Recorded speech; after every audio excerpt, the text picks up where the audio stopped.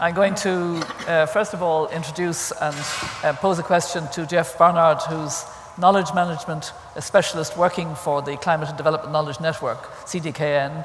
He chairs the steering group of the Climate Knowledge Brokers Group, which is a new alliance between some of the leading climate knowledge portals, which aims to connect up different platforms and promote a more joined-up approach to knowledge provision. So, Geoff, looking at the state of today's knowledge management systems in this sector, what's not working and what needs to be fixed, in effect?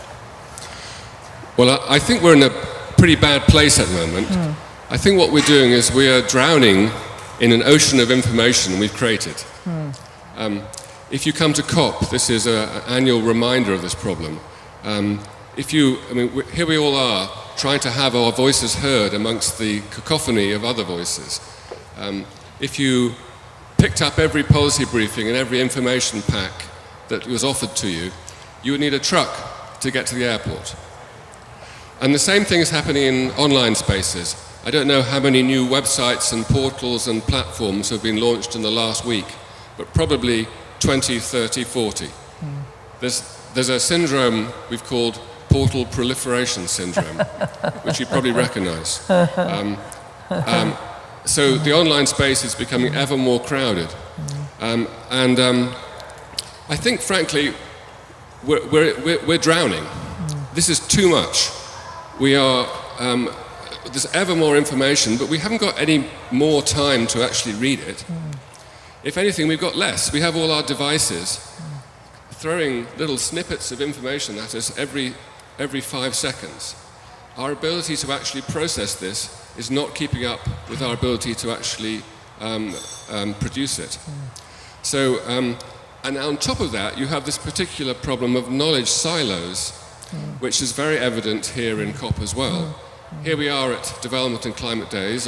Across the city you have the Landscape Forum, where the forestry folks and agriculture folks are talking. Somewhere else there's probably a business forum. There's probably 6 or 7 different groups, all having great discussions, but not actually able to speak to each other. So I think we have facing us a kind of a real issue here that we need to address.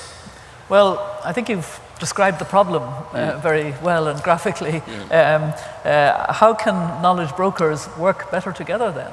You chair a network, but I think, what's the big vision? I mean, how do we do this?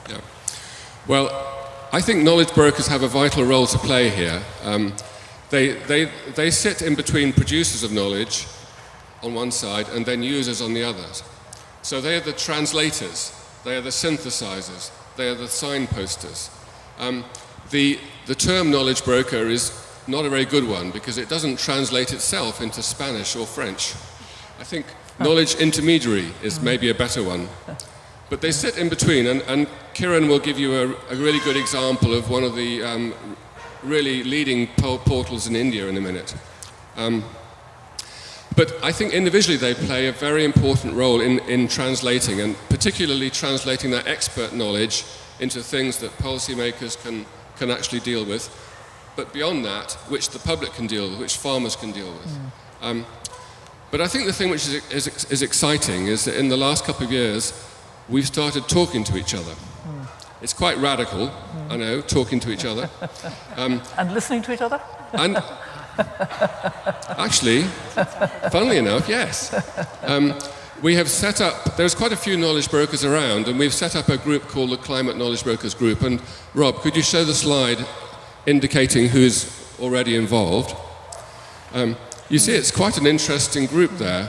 It varies from, the World Bank and UNDP through to some small NGOs or national portals. So the key thing is that by working together, we can do this job a whole lot better. To start with, we can stop duplicating each other because there's a massive tendency to reinvent the wheel. Secondly, we can actually learn from each other. So sites which have done work, for example, it's really hard getting close to your users developing a website. Some sites have really kind of done more to actually understand what users require. They can share that. They can share that. So if you're setting up a new portal, you can learn from that. And we've done a lot of work in actually running what we call knowledge clinics, which is like kind of peer advice sessions. But the big thing is we can connect up, and we can break down those knowledge silos.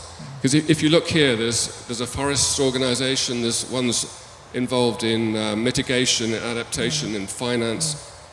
We're actually talking to each other and discovering that many of our problems are the same. So that we're starting to develop a vision. It's only been going for a few years, but we're calling it we're trying to create what we're calling a climate knowledge grid. And if you think of it as a kind of like an electricity grid, the knowledge brokers are the connectors and the sort of transformer stations that join this thing together. And the vision is that by working together, we can connect up the world's knowledge in a far better way, so you can come in here and access something anywhere. So actually, I think this is really exciting, and we're investing in developing some of the technical tools to do this. There's something called the Climate Tagger, which is really exciting, which allows you to tag your content with relevant keywords from a standard set. That makes it far easier to actually share and search. So if there are any sort of website managers in the audience would like to know about this, come and speak to us. But there's a vision here of a new way of doing it, but it will need investment for sure. But I think we need to do that if we're going to kind of keep afloat in this rising tide of information. Okay, thank you very much, Geoff. My next panelist, Kiran Pandey, is Program Manager of the India Environmental Portal, and she works with a team of colleagues based at the Centre for Science and Environment in New Delhi. And you've already got a plug from Geoff. What I'd like to ask you is, what role does your portal play in trying to break through these knowledge silos that Geoff has referred to? Well, as Geoff rightly said, that the information is available, but it's scattered. It's scattered across different sources, different platforms, different stakeholders. And we face a similar challenge in India, and that's how this portal was conceptualized. I manage the India Environment Portal, and this portal is, as of now, it organizes around 500,000 records across 9,000 multidisciplinary subjects. So that's the diversity I'm talking about. Okay? And these issues are not just about climate, they're about climate and sustainability. Okay? Covering different aspects ranging from energy, water, transport, variety of issues that a sustainable society needs to be aware of. And what has gone beyond this? And the advantage that we had at our organization was Center for Science and Environment believed in knowledge-based activism and research. So we already had a strong foundation to support us. Okay? And therefore, if you see this site as of now, as a lot of the previous panelists have already said, that they find that even in their countries, where there's a policy maker, they too find that they also have a difficulty in finding resources and information where they want to. Okay? So therefore, availability of contextual and timely information is a challenge that all of us face. Okay? Whether you're a policy maker or you're an activist, you're a researcher, you had the same problem. So this is a place where we have ensured that information across diversity of issues concerning environment and sustainability is made available on a common platform, and this also touches upon various geographical locations. So this also captures the geographical diversity and the different stakeholders involved in this activity. So can I ask you, this is a radical agenda. Zero poverty, zero emissions within a generation. I mean, the world will be a very different place when we get there.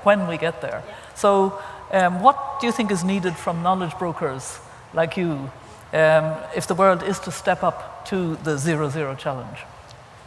Okay, let me put it this way.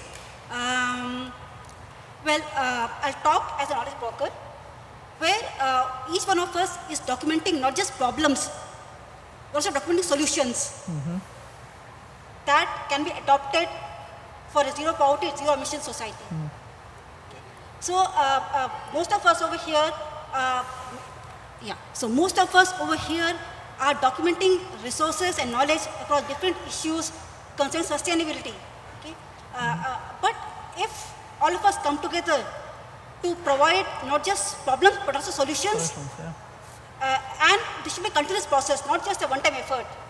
So if this process is continuously sustained, I think you can provide enough research and knowledge required for policy researchers to take up this initiative forward.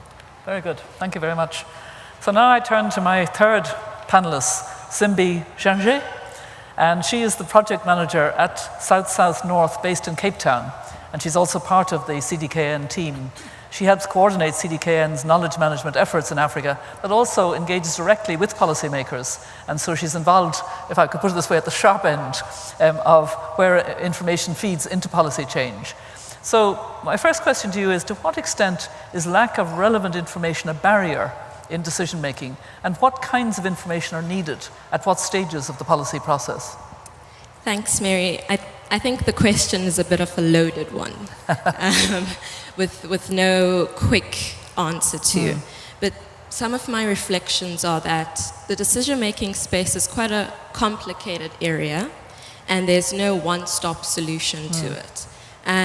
There are a lot of factors, and within CDKN we also recognize that knowledge is an important factor to evidence-based decision-making, but it's not sufficient by itself. There are quite a range of issues.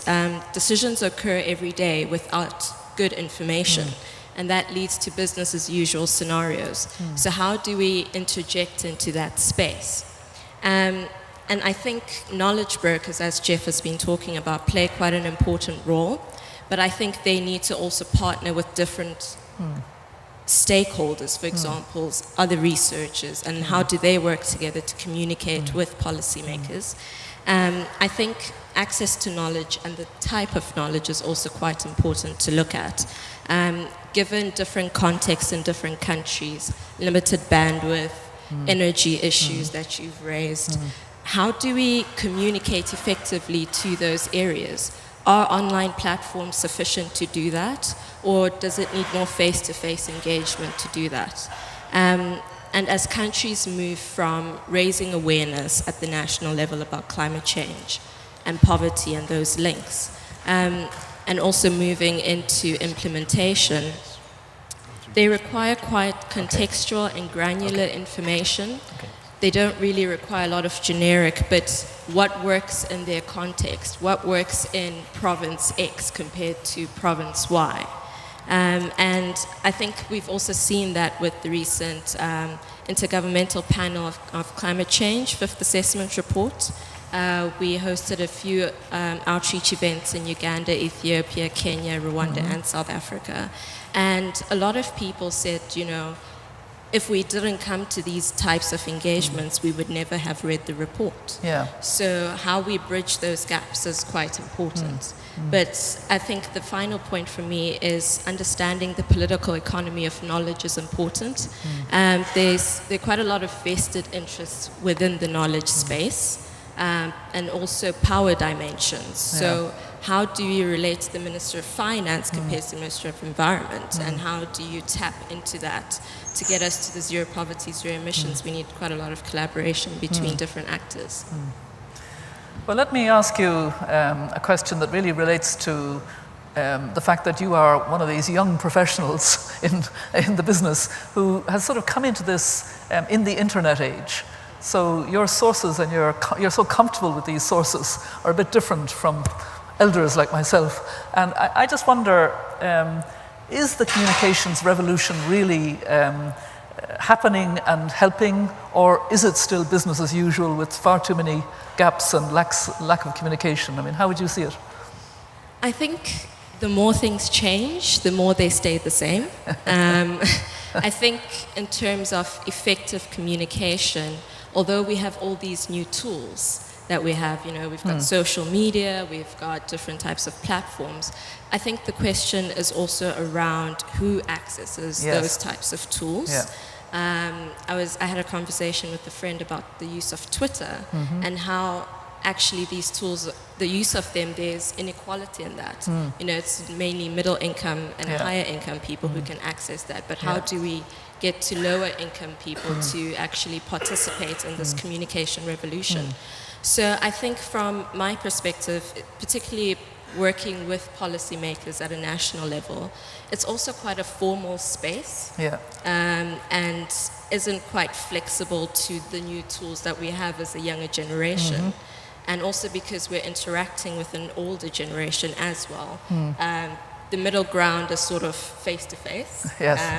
I think nothing beats the human connection. Yeah, thank you very much for that thoughtful response. My final platform member and panelist is Daniel Ryan, who's a political scientist and is research director of the Foundation for Environment and Natural Resources, FARN, based in Argentina.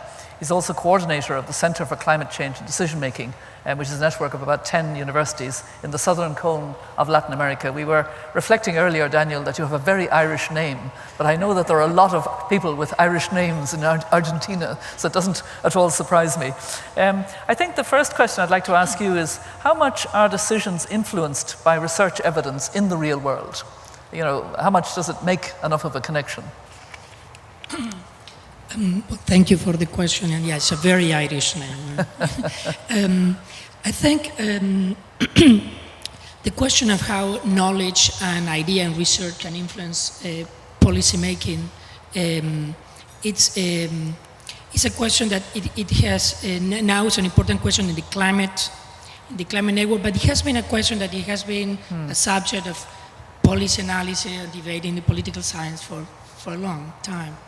I think most of the analysis tend to focus on the question of building communities, of the issue of the different languages used by researchers and policymakers, and there is clearly a need to build that gap.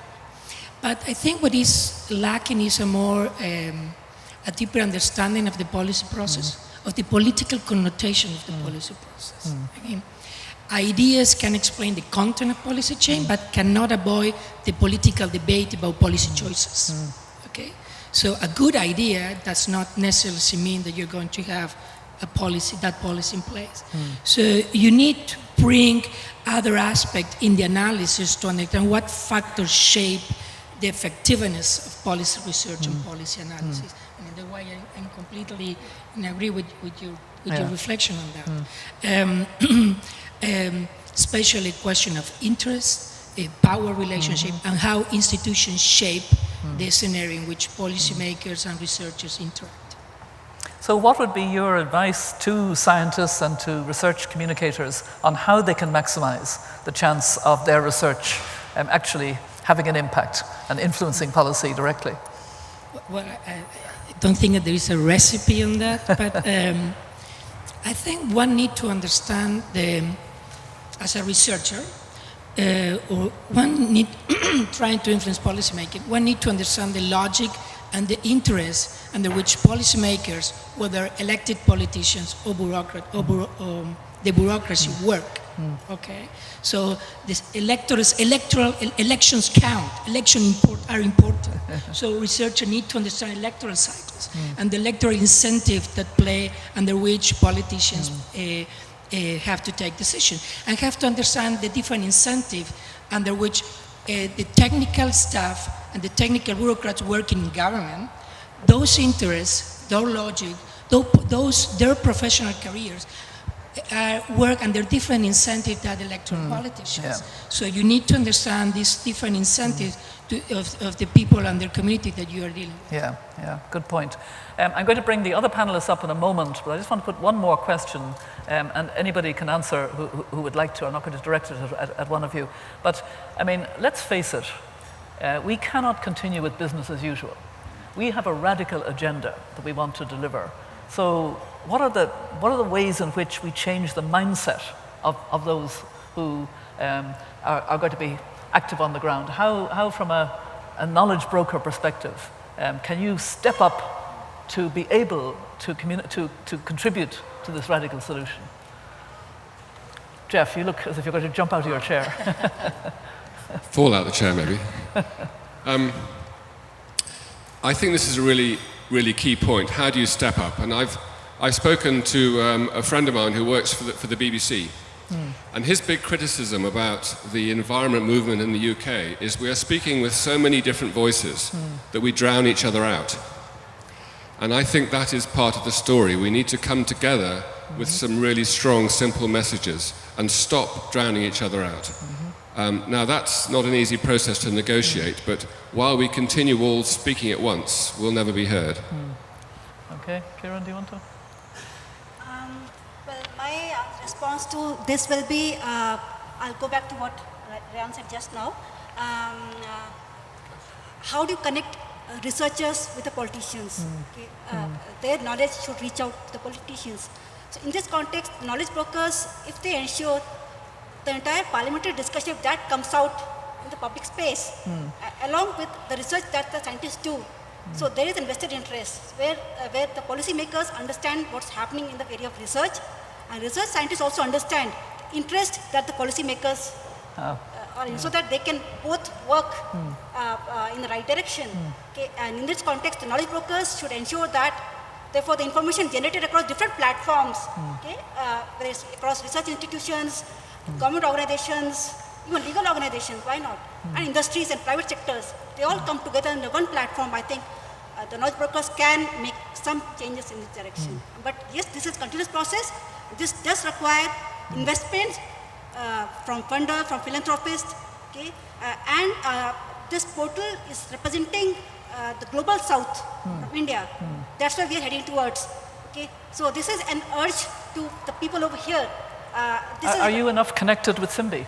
Well, as of now, we met her. So, We're actually discussing that. Yes. Before. This is Good, my first connection with her.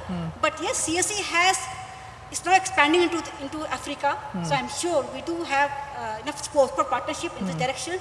But yes, this just requires investments on a larger scale and a continuous investment. So I think that's taken note of in this conference. That will be a big outcome of this event. Okay, thank you. Simbi, do you want to? Yeah, I think there's something about creating sustainability within the knowledge system, particularly in different country contexts. I know at the moment it's a bit global in nature, knowledge brokers, but how do we bring that to a country level context, I think is important. How do countries grapple with this?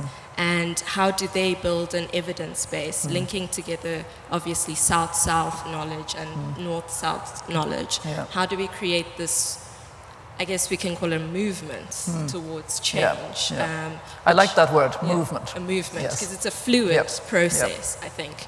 So I think using existing institutions, for example, universities, how are we taking into account universities into this movement as well? So it's not just about research to research, but it's about action and linking that into policy processes, but also linking back to the community needs.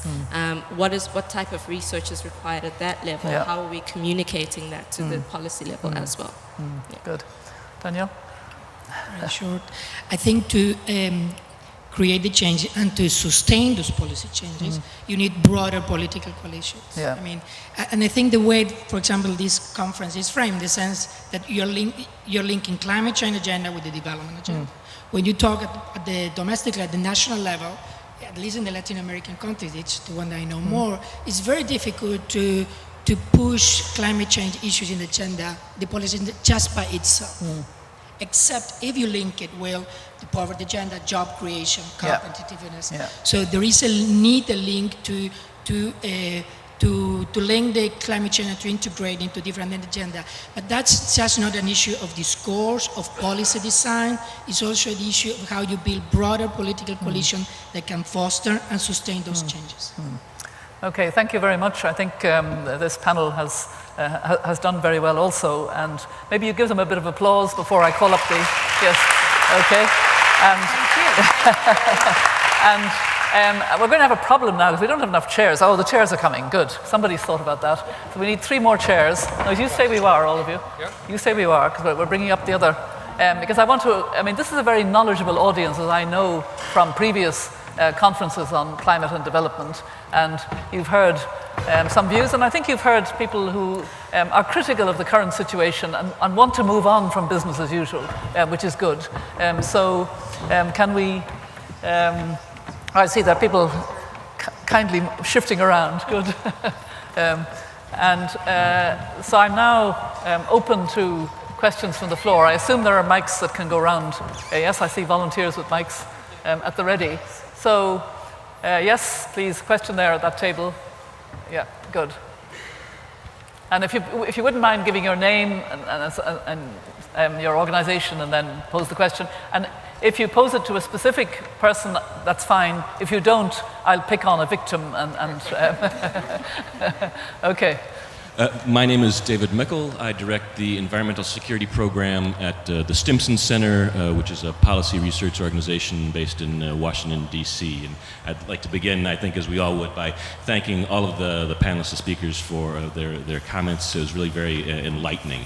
I have one quite specific practical question and one broader conceptual comment/question. The specific practical question goes to the knowledge management brokers, and it is, how do we deal with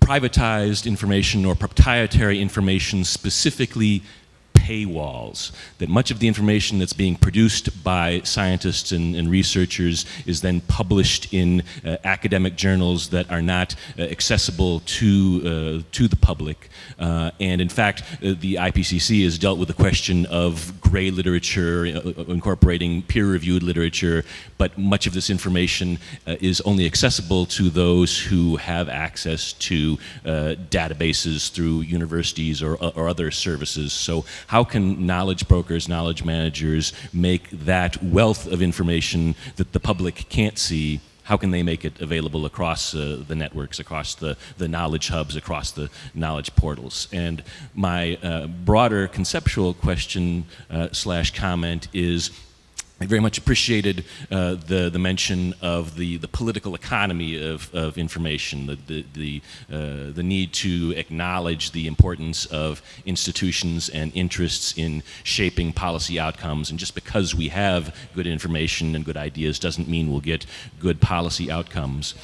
But I'd also like to interject that we need to, I think, deal with the social psychology of information as well, that many institutions and actors have not only knowledge interests, but knowledge identities. They think of themselves as operating in the development sector or in the climate sector or in the security sector, and therefore tend to push aside or discard information that doesn't come from their communities. So how can we get new actors to not only intellectually accept information or ideas, but to identify with that information, and for all of us to think of ourselves as climate entrepreneurs or development innovators, or to bring these spaces together?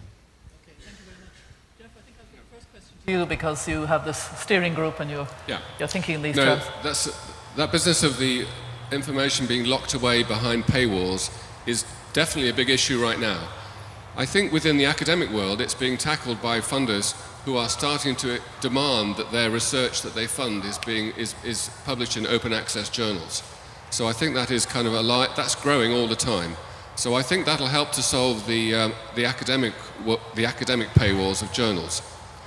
But if you look at the commercial world of information, what you have there is a whole series of organizations which are like knowledge brokers. You think about these Bloomberg, they're knowledge brokers. That's exactly the job they're doing. But they have no incentive at the moment to put their material outside of their paywall, because they look outside and they see a complete chaotic situation. Loads of small organizations kind of competing with each other. I have a feeling that if we get our act together in the open access world, they'll start to see that they can't not be involved in that, because that'll be the world where a lot of the actual action is happening when it comes to policy change. So I think getting our act together, if we can get our act together within outside the paywall, I think the wall will start to crumble. Good. Okay, who would like to take the second question? Daniel? Thank you for your question. The way that I understand it, and I think a way to address that, at least from people working in the research area, is well, as Mary said, I work for a center. It's called Regional Center for Climate Change and Decision Making, which is an initiative of UNESCO, ABINA, and 10 University of the Southern Cone. And basically what we are trying to do is, among other things, one of the things is to try to bring scientists working on hard science, climate science, to work with social science working on policy making and the political process. Okay, to try to see how we can integrate the climate knowledge and into broader analysis.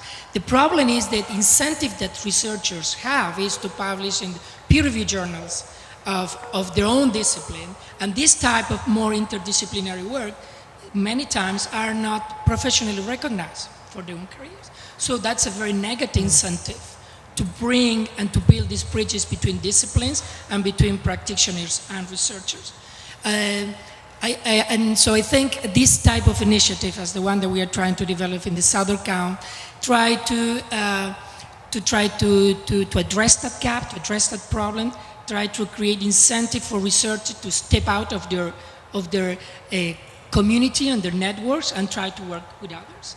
And there are many other experiences in Europe, in the US, etc., in Africa, but the problem is that maybe they don't have still the scale that we need to produce enough change. Okay, thank you. Any other questions? Yes, the middle table there. We have about another 10-15 minutes for any questions that you may have. I'm going to also invite the two different panelists, sets of panelists, if they want to ask questions of each other, because that could be quite interesting as well. But in the middle there, yes. And Good morning. Your name and your organization, yeah. I'm Susan from the Philippines. And we put up the NGO in the Philippines, especially the affected areas of typhoon, and we are advocating especially for capacity building of the grassroots. My question to the experts is, how do you bridge the gap? You're an all-knowledge brokers and experts in big words about climate change, climate risk reduction and all that. But how do we teach that to the grassroots? I mean, all our experts, we have all the wonderful national agencies, the Climate Change Commission, we have DENR, which have been there for the past decades, and we are still eating typhoons for breakfast. And vulnerable people don't know anything about mitigation, preparedness. They don't even know what storm surge means. You know, basics. We are back to the basics, grassroots. I mean, here we are in all the high level, but the grassroots are still vulnerable as ever. And this had been going on for decades now. I have seen it by myself. And fortunately, we had to translate everything, you know, what is storm surge to the different 350 dialects. I mean, how do we bridge the gap in the knowledge? Because we are the NGO in the middle, and we are trying to bridge the gap itself, but it's very, very hard. It's a very tough competition out there. The governments always get all the funding, but the knowledge, the capacity building is not trickled down to the grassroots. Thank you. Thank you very much. I think that's an extremely important question. It has been touched on a little bit, I think, this morning by the panelists, but it is, I think it's a very key question. Simbi, I'm going to throw the question to you. And others can come in if they wish as well. Sure, so that's a very good question, thank you. My initial reaction to that is, I think we need to partner with different types of thinkers. We've been working with journalists a lot, and journalists are quite good at picking what the key messages are, but what are those easy to use language, that even though us as people who know climate change, we might tend to overcomplicate things a little bit and need a bit of a helping hand from different people to simplify that. But I think it's also through education, at the primary level as well. How do we start to work within schools, which is quite difficult, particularly as we work at this national policy space. How do you now go down to the roots? So I think we're also struggling a little bit with that, and I look forward to hearing if anyone has any other thoughts. Adrian, you did touch on this a bit, the lessons learned from that conference on hunger, nutrition, climate justice. One of the things we found is that, for instance, internet access in the communities that we work with very often in sub-Saharan Africa, there's no internet access. There's very little access to websites or that information. There's probably the most common way people get their information is by word of mouth, radios, and most recently, cell phones. They seem to be proliferating across the continent. So there's ways that need to be adapted for getting information to rural communities that think about those in a different way. The other thing is obviously language barriers. And very, very often, I was surprised in some of the countries, it's not one or two languages, it's dozens of languages that you're dealing with. So how do you get that information to people is very important. And I think without information, it's very hard for people to make informed decisions. So there's a big barrier to that. I do think this is one of the areas of the nexus between development and climate change, because development has been trying to address some of these issues for quite some time. And I think there's the wealth of information that the climate change specialists have. And I think we must build a connection between the two. And then finally on that, the issue that has to deal with how science is incorporated into what happens at the local level. Yeah. Scientists, they're very, very brilliant people. They do fantastic research. They generally publish in journals, and the work is done. Yeah. And we found that to try and get that science into what the communities do and the practice that they adopt in their agriculture or other things is very, very difficult.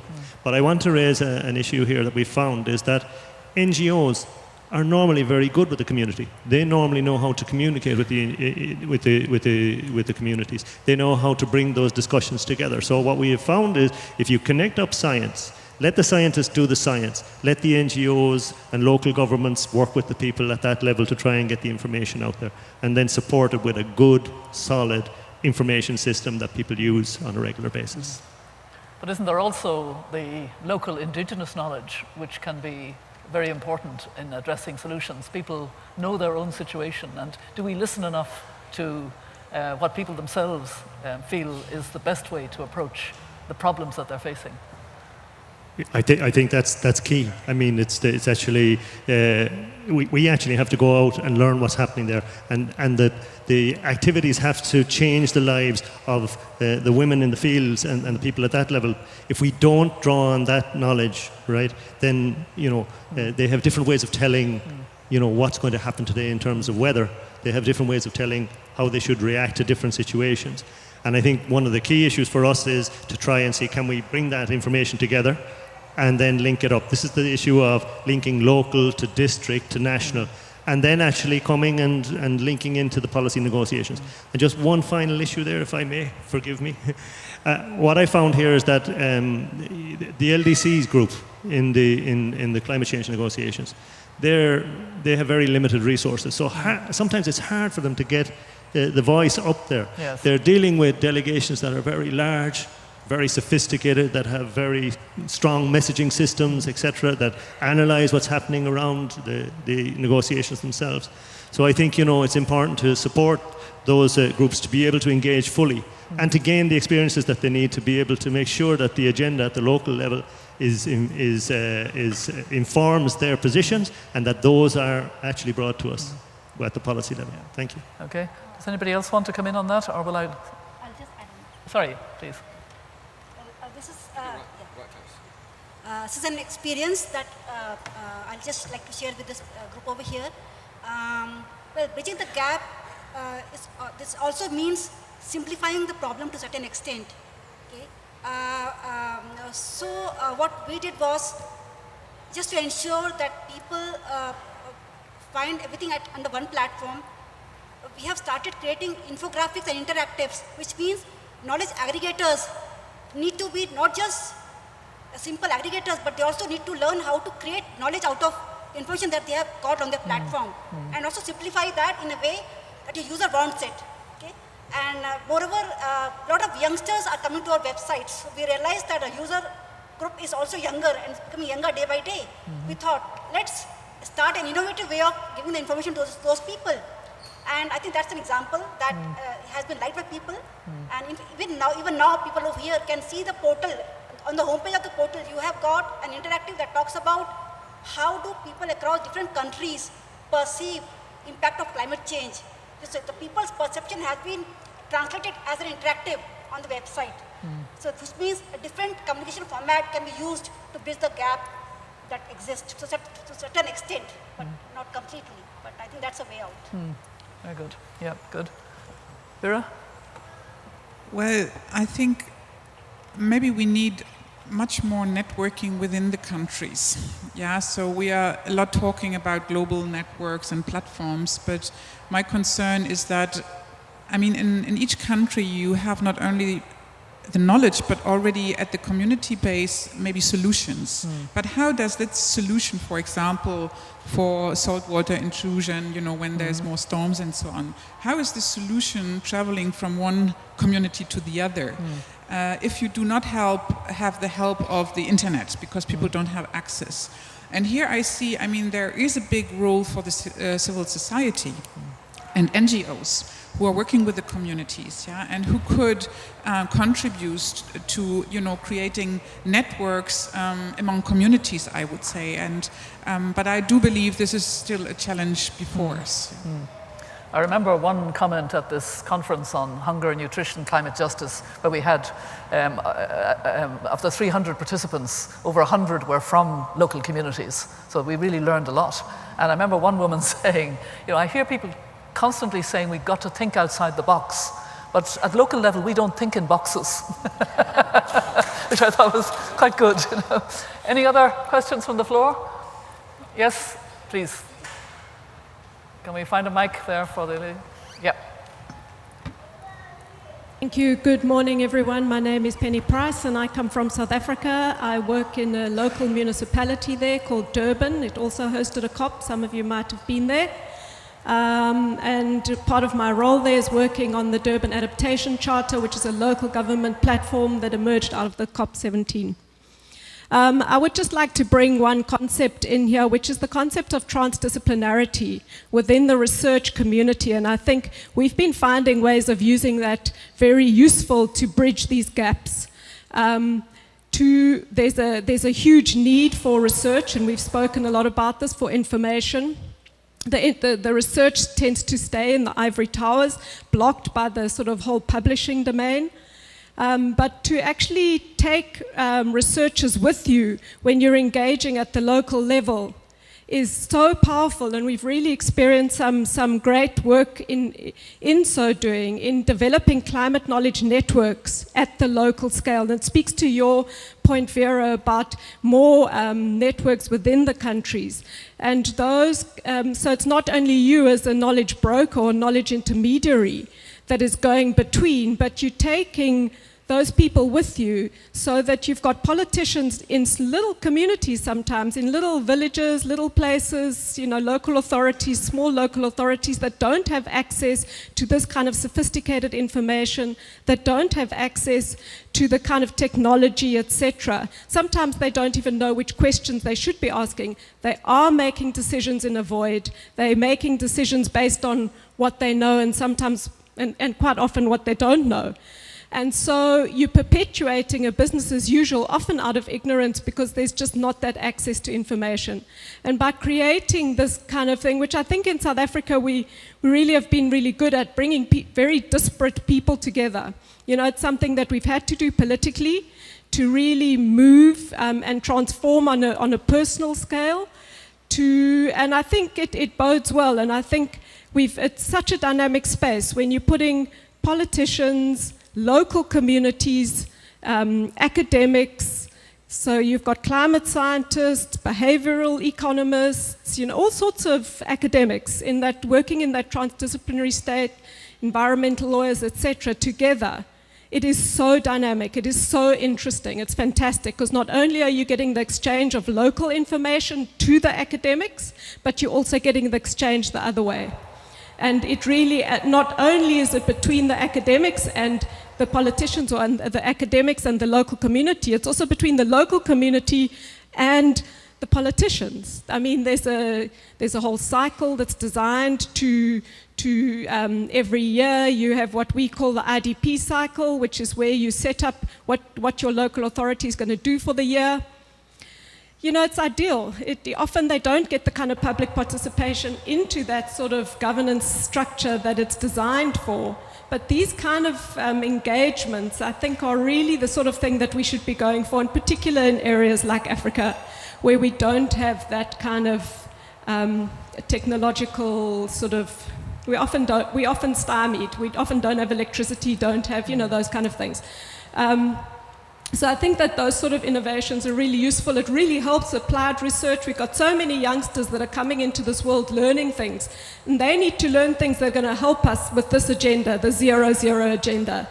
I mean, so they need to understand what the challenges are, the barriers are to transformation, the kind of transformation that we require to achieve the goal that we've set out in this workshop. Thank you very much. Thank you very much for sharing that idea. I really like your transdisciplinary approach. Would anybody on the panel like to comment or take it up? Geoff? Well, I'd say bravo. Yes. I think there's an interesting kind of next stage question, because you can have a fantastic kind of rich learning engagement experience if you can get people together face to face, and that is at the heart of innovation, I think. But I think what do you do to connect up what you've learned in Durban with what somebody might be trying to think about in Lima?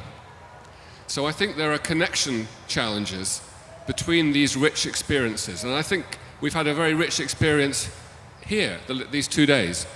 And so we need to think creatively about how we can connect up those kind of rich personal experiences so that they actually they can fly.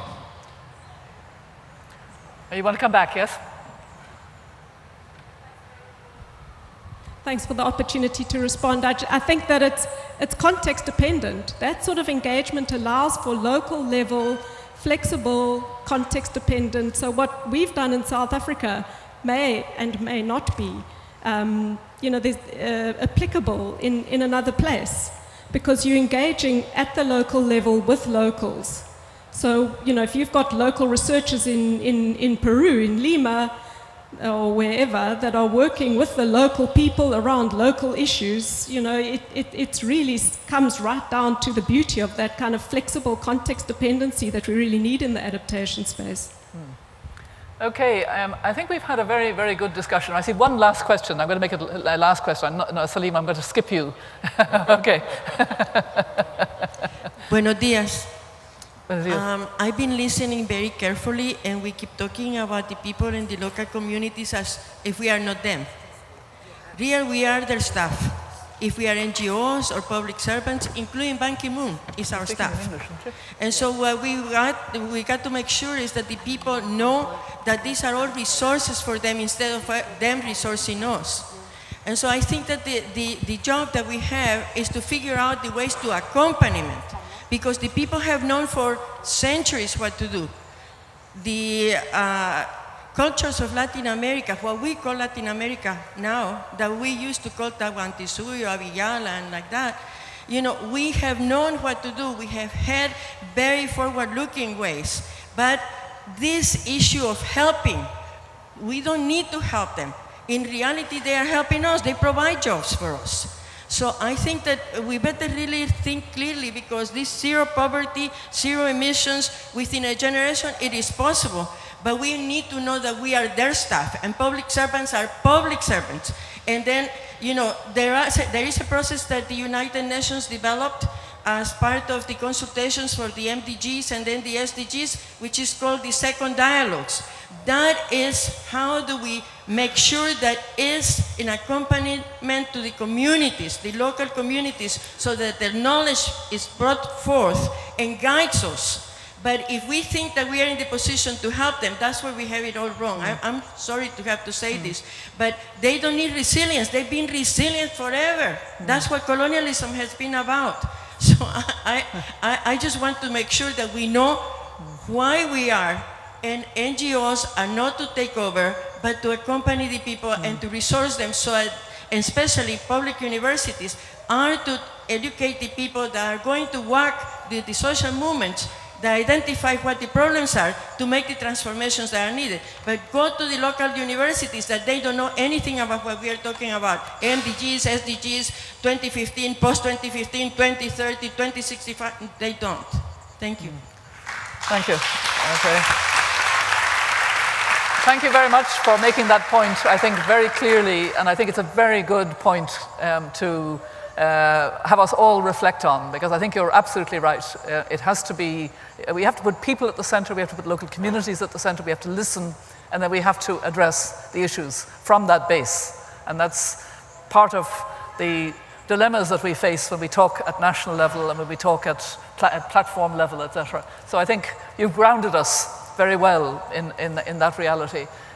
We started a little bit late, the panels, which is why we've run over a little bit the 11 o'clock. I don't know about the rest of you, but I need a coffee at this stage. So I think we'll call it a day. And I'd like to have you really thank both panels and the knowledge that they have shared, and the fact that they're not resting on their laurels. It's clear that each of the panelists who spoke recognizes that we cannot have business as usual. We have to move in a radical, transformative way, and we have to do it bearing in mind the wisdom of the lady who spoke at the end, that it's for communities, and they're the ones who will bring us to zero poverty and zero emissions within a generation, and transform our world and make it a much more equal world and a much fairer world, a world with more justice. I hope that this will be a little bit the mood of Peru at all levels, at the negotiations level too. We're running out of time, but we know where we want to get to. And I'm really pleased that we're hearing more about zero emissions and zero emissions by 2050, if not earlier, and that's becoming part of a kind of shared language now, which is something, as a non-climate expert myself, I think I'm becoming an expert on climate justice, all right, but there's a lot about climate that I'm still learning. But I do think we need to commit now to this zero poverty, zero emissions within a generation, and get on with it, and have all the agencies and the knowledge brokers step up a bit and make it happen, because that's what we need. Thank you. Gone.